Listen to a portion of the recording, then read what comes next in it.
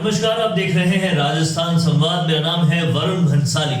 राजस्थान के विश्लेषण के सबसे दिलचस्प मंच में आप सभी का स्वागत है। तो आज हम लोग जिस मुद्दे पर बात करने वाले हैं वो बहुत ही अहम मुद्दा है राजस्थान की राजनीति के संबंध में। तो अगर आपने अभी तक हमारा चैनल सब्सक्राइब नहीं किया है तो तुरंत कर लें, ताकि हर विश्लेषण आपके पास सबसे पहले और सबसे सटीक तरीके से आ पाए। मंत्रिमंडल फेरबदल हो गया, विभाग भी बढ़ गए, और इसके बाद जो सबसे बड़ा प्रश्न है वो है कार्यकर्ताओं के अंदर कितना ज्यादा उत्साह है इस मंत्रिमंडल फेरबदल के बाद। क्या आशाओं की जो किरण है वो अब और ज्यादा उजली हुई है या फिर धुंधली हुई है? इन दोनों चीजों पर बात होना बेहद जरूरी है। हालांकि आलाकमान का कहना यह है, या कांग्रेस पार्टी के जो बड़े नेता है उनका कहना यह है कि एक बार जब आयोग बढ़ जाएंगे, राजनीतिक नियुक्तियां हो जाएगी, उसके बाद कार्यकर्ताओं का मन जानना और ज्यादा अच्छा रहेगा। और एक बार जब संगठन में सारे पद दे दिए जाएंगे, उसके बाद कार्यकर्ता और ज्यादा खुश होगा। विषय यह है कि अब चुनाव में केवल 2 साल बचे हैं, इसलिए कार्यकर्ताओं का मन हर चीज देख रहा है। इसीलिए मंत्रिमंडल फेरबदल के बाद और विभाग बंटने के बाद भी कार्यकर्ता कितने संतुष्ट हैं या नहीं, इस पर भी बात होना बेहद जरूरी है। क्योंकि ये याद होना चाहिए कांग्रेस की आलाकमान को भी और कांग्रेस के तमाम नेताओं को कि उनके पास किसी किस्म की कोई आरएसएस नहीं है। कांग्रेस जब से बनी है तब से लेकर आज तक वो कार्यकर्ताओं के बलबूते पर ही है। इसीलिए कार्यकर्ताओं को क्या मिला, उनको कितनी संतुष्टि मिली, इस पर बात होना बेहद जरूरी है।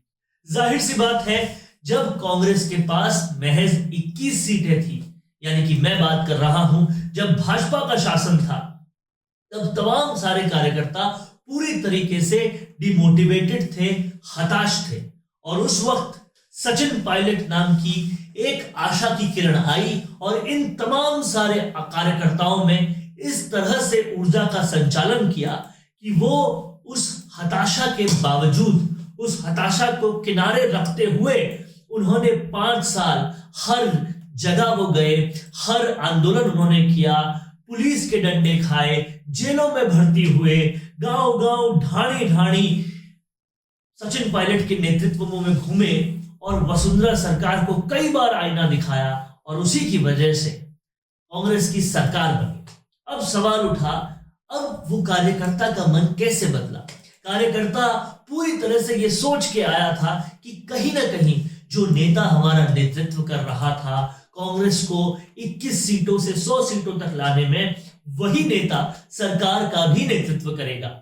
लेकिन ऐसा हो नहीं पाया और इसलिए कार्यकर्ता बहुत ज्यादा डिमोटिवेटेड हो गए और उसके बाद संगठन भी भंग हो गया। संगठन में भी बहुत ज्यादा तवज्जो उन कार्यकर्ताओं को नहीं मिली जिन्होंने मेहनत की थी, और इसके बाद बहुत ज्यादा कार्यकर्ता हताश हो गए। लेकिन अब जब मंत्रिमंडल फेरबदल हुआ, और मंत्रिमंडल फेरबदल में क्या दिखा, चाहे हेमाराम चौधरी हो, चाहे रमेश मीणा हो, चाहे विश्वेंद्र सिंह हो, चाहे ब्रिजेंद्र ओला हो, सचिन पायलट के कई सारे लोगों को बहुत तरीके से सम्मान मिला, अच्छे विभाग मिले, तकरीबन 40% हिस्सेदारी मिली। और इससे एक बात साफ हो गई कि सचिन पायलट को तवज्जो देना आलाकमान ने जरूरी समझा। और कहीं ना कहीं इसमें यह झलक दिखी कि जिस तरह से लगातार सचिन पायलट की बैठकें प्रियंका गांधी के साथ हो रही थी, उन बैठकों का पूरा सारांश इस मंत्रिमंडल फेरबदल में दिखा और विभागों के बंटवारे में भी दिखा। तो कार्यकर्ताओं में कुल मिला के एक बहुत बड़ा संबल आ गया कि जो नेता हमारा नेतृत्व तब कर रहा था जब कांग्रेस की महज 21 सीटें थी, जिस नेता ने हमारा नेतृत्व तब किया जब 21 सीटों से हम 100 सीटों तक ले आए, जो नेता उसके बाद भी हमारे हकों के लिए लड़ा, उनकी आवाज आलाकमान सुन रही है, उनकी आवाज पर एक्शन हो रहा है, उनकी आवाज पर तवज्जो दी जा रही है। और इसलिए कहीं ना कहीं अब वो आश्वस्त हो गया है कि जिस नेता ने काम किया उसको जब आलाकमान ने पूरी तवज्जो दी, तो शायद हमारे काम को भी तवज्जो मिलेगी, हम भी आगे बढ़ेंगे, हम भी चलते जाएंगे। और इसीलिए अब जो हमारा विश्लेषण है वो ये कहता है कि कार्यकर्ता पहले से ज्यादा स्फूर्ति के साथ काम करेगा और आलाकमान को चाहिए कि वो राजनीतिक नियुक्तियों से लेकर संगठन की नियुक्तियों तक सारे की सारी नियुक्तियां इसी तरीके से करे जहां पर उन कार्यकर्ताओं को तवज्जो मिले जो सचिन पायलट के नेतृत्व में हमेशा कांग्रेस को 21 से 100 लाने में भागीदार रहे थे। और इससे जो ऊर्जा मिलेगी वो तो मिलेगी ही, सचिन पायलट भी बेहद एनर्जी के साथ फिर कांग्रेस के अंदर काम करेंगे, जो वो लगातार कर भी रहे हैं। और इसी के साथ कांग्रेस जो है, जो लगातार कह रही है कि 2023 में उस परिपाटी को तोड़ेगी कि एक बार बीजेपी और एक बार कांग्रेस आती थी राजस्थान में, उस परिपाटी को तोड़ा जाएगा, वो भी संभव हो पाएगा। यानी कि आलाकमान कहीं ना कहीं ये पूरी तरीके से लग रहा है कि अब सोनिया गांधी कम और प्रियंका गांधी ज्यादा वहां पर हावी हो रही है, और उनका हावी होने का असर जिस तरह से पंजाब में दिखा वो राजस्थान में भी दिख रहा है। और अब कहीं ना कहीं अगर पंजाब कांग्रेस वापस जीत जाती है तो राजस्थान में सचिन पायलट और उनके समर्थकों के लिए, कार्यकर्ताओं के लिए रास्ते पूरी तरह से साफ होने की भी संभावनाएं पूरी है, क्योंकि अब कांग्रेस में जो टॉप लेवल पर एक बहुत बड़ा ऑर्बिट शिफ्ट होगा।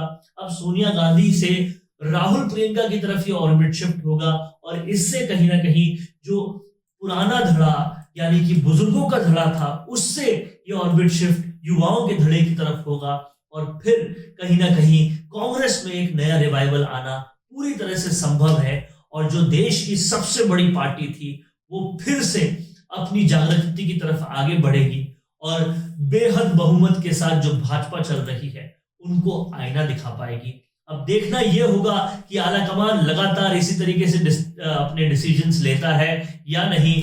हालांकि इस डिसीजन में भी बहुत टालम-टोलियां, बहुत देरी हुई। अब आलाकमान को चाहिए कि ये देरी ना करे, और देरी ना करते हुए कार्यकर्ताओं को लगातार तवज्जो दे। तो अंत में हम यही कहेंगे कि इस मंत्रिमंडल फेरबदल और इस विभाग के बंटवारे से कार्यकर्ताओं को कहीं ना कहीं संबल मिला है, और अब उनकी आशा यही है कि ऐसा ही काम संगठन में जो पद दे रहे हैं उसमें भी हो, राजनीतिक नियुक्तियों में भी हो, और ऐसे ही कांग्रेस राजस्थान में और बेहतर और सुदृढ़ कर पाएगी।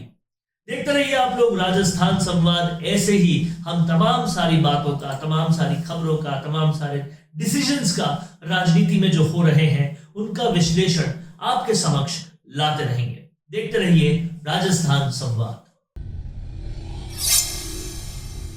अपने इंटरव्यू के जरिए लोगों को अपने और अपने काम के बारे में बताने से बेहतर और कोई तरीका नहीं हो सकता।